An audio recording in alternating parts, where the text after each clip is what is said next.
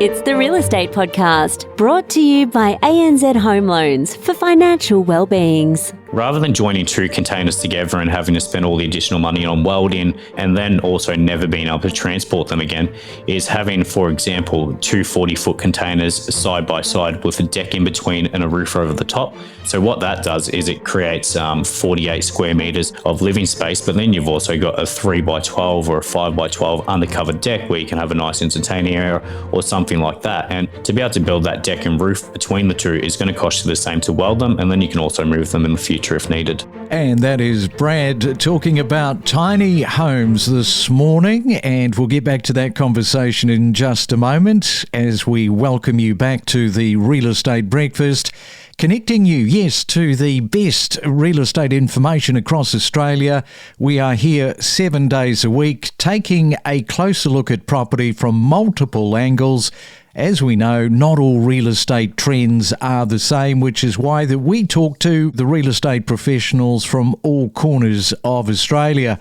Up to a Wednesday morning, it is June the 4th. Australians are losing millions of dollars to scams involving cryptocurrencies at ATMs, often, unfortunately, targeting older people. Found in petrol stations and shops, these machines let users buy or sell crypto like Bitcoin, but they're being misused by the criminals out there. One man was scammed out of $1.4 million. I mean, can you imagine losing that amount of money to a scam? Austrac, now they have stepped in, capping cash transactions at $5,000 and enforcing tighter security checks.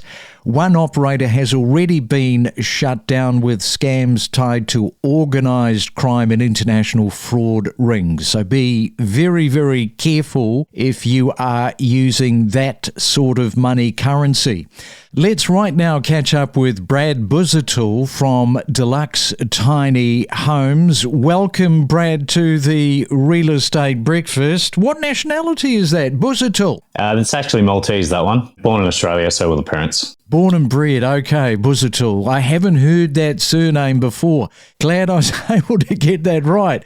Now, tell us a little bit about, before we get on to the tiny homes, you were a builder doing renovations, and then you decided to segue into container homes. Tell us a little bit about this backstory. Yeah, that's right. So I started out as a builder just doing renovations, just your typical bathrooms and kitchens and whatnot. We've seen a real gap in the market for affordable housing, and that's when we started playing around with the ideas of container homes. I built one for myself to start out with as a bit of a concept, and we loved it. And we just realised we could do it so cheap and really help the gap in the market there.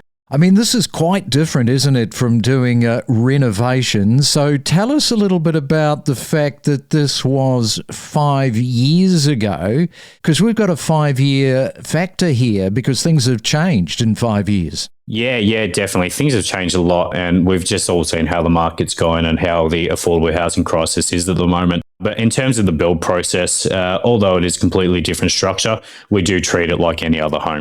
And is there, got to ask you this, is there a little bit of a stigma for container tiny homes? You know, people saying, oh no, I wouldn't want to live in a shipping container home. Yeah, there's definitely a lot of stigma or misconceptions about container homes. So I'll quickly touch on 3 of the main ones. The biggest one at the moment that we face, or we have our clients come to us and say, the council would never let us have one of these in your house. There is nothing stopping you at all, especially in Victoria. Victoria currently has a planning permit exemption for anything under 60 square metres. And as long as your container is built to the NCC standards, it can be approved as a residential dwelling or a secondary dwelling anywhere in Victoria or anywhere over Australia. So you said that it can be used as a primary residence? Yeah, 100%. As long as you've done all the paperwork properly, there's no reason it can't be, and we've done plenty as a primary dwelling. What about in terms of investors? I'm thinking Airbnb here. You know, it's a nice, easy way to do something because it is a prefab situation going on. It gets built off-site and then transported in. Yeah, well, that's one of our biggest clientele at the moment. A lot of people who have open land and they don't know what to do with it. They can chuck one of these homes on pretty quickly, start to Airbnb it out or rent it out and just bring in that extra income. Now, how fast are you getting with these? Because the turnaround time is reasonable, isn't it? 5 years ago, you were sort of learning how to put all of this together. I think people will be surprised to know how quickly you can turn them over. Yeah, so 5 years ago when I did my first one, it took me about 8 weeks to do. We now do them in about 12 business days. So the biggest thing we learned was just to treat it like any typical build. We're not reinventing the wheel. So we just created processes in place as your normal build would take place, follow those steps and just sped them up. Now, of course, structural modifications, when it does come to a container, you've got the integrity of the structure, cutting openings for doors and windows. That can compromise the structure integrity, reinforcement, etc. All of that would have been a learning curve too, right? Yeah, that's a really good question. When we first started out, we were using second-hand containers, which you didn't know where they were coming from. These days, what we've learned is if you buy a brand new shipping container, it comes with the full manifest log. It comes with the brochures from the supplier. So you can see exactly what went into that container and prove its structure. And then we also have an engineer help us with all of our projects to ensure our cuts are going to continue to hold up that structural integrity. With insulation, I've seen, it might have been your video, whereby you're framing it all out, because some people think, well, how do you do all of the insulation and how do you get it watertight, etc. You frame it all out, it's got studs and nogs and you put all your foam in and then the walls go up.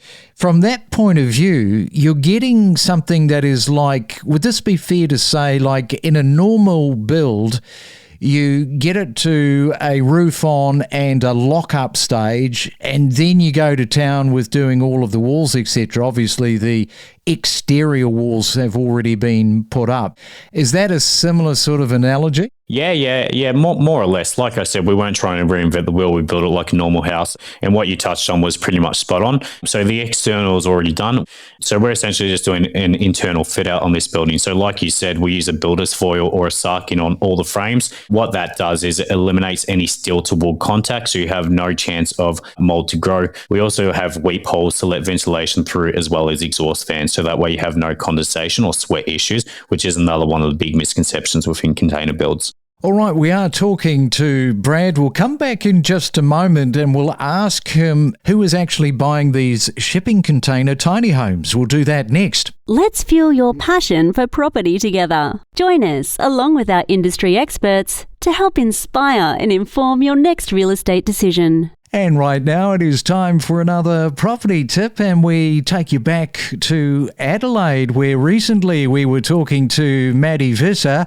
And Maddie, you've got a property tip around getting money, loaning money. Yes, I think a lot of my clients often assume that because they pay their credit card facility back each month, that it won't impact their borrowing capacity. However, each lender will take into account the limit that you have access to. So any credit card or Afterpay or Zip Pay facility will reduce your borrowing capacity. Credit card limit, for example, of $10,000, they will assume is a $300 a month expenditure.